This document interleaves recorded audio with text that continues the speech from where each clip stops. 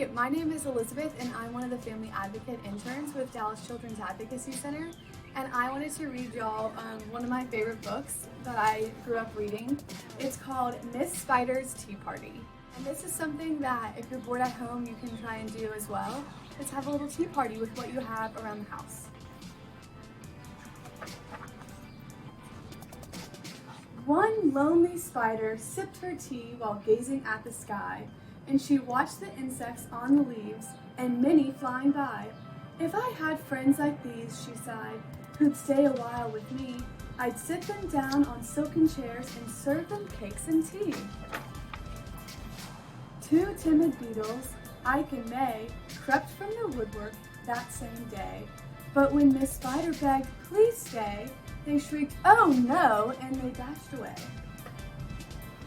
Three fireflies flew inside that night, their spirits high, their tails alight. They spied the web and squeaked in fear, "We better get away from here." The little trio did not feel they'd care to be a spider's meal. Four bumblebees buzzed by outside. "Please come to tea," Miss Spider cried. The four ignored her swaying there. She waved a tea towel in the air. She took a cup and tapped the glass. Then one bee spoke to her at last. "We would be fools to take our tea with anyone so spidery." Within the shadows of the room, just peeking from behind a broom, five grinning faces bopped and peered. Miss Spider smiled. Her heart was cheered. Descending for a closer look, she danced into the gloomy nook, but sadly found those jolly mugs belonged alas to rubber bugs. Some ants strode in, they numbered 6, but ants with spiders will not mix. She brewed them tea from the hips of roses, the proud platoon turned up their noses. A fine bouquet concealed its prize of 7 dainty butterflies. Miss Spider, watching from the wall, was not aware of them at all. The tea table was set for 8, with saucers, cups, and silver plate. The cakes were fresh, the service gleamed, yet no one would arrive, it seemed. Her company and no demand left her a cup for every hand. 9 spotted moths, kept safe and warm in shelter from a thunderstorm. They stood beneath an open sash and watched the jagged lightning flash. Miss Spider dropped down on a thread, a silver tray above her head.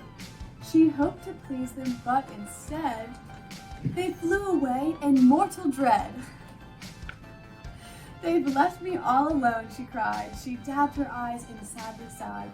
"It's plain no bug will ever stay." Her tears splashed down upon the tray.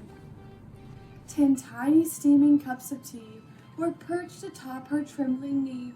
She sipped and sobbed, then heard a cough, and turned to see a small wet moth, a fragile thing so soaked by rain, his wings too damp to fly again. She smiled and took a checkered cloth to cloak the frail and thankful moth. They talked and snacked on tea and pie until his tiny wings were dry. Then, lifting him with tender care, she tossed him gently in the air. The moth told Ike, then Ike told May, who went from bug to say, "There is no reason for alarm. She's never meant us any harm." So later on that afternoon, assembled in the dining room, 11 insects came to tea to share Miss Spider's courtesy. 12 tender violets in a vase presented at Miss Spider's place. Set by her chair so neatly spun, she munched the blossoms one by one. Her friends were glad to watch her feast upon the floral centerpiece. It was a great relief to see. She ate just flowers and drank just tea. Miss Spider's reputation grew. Before too long, our hostess knew each bug who crawled or hopped or flew, and all their lovely children too. The end.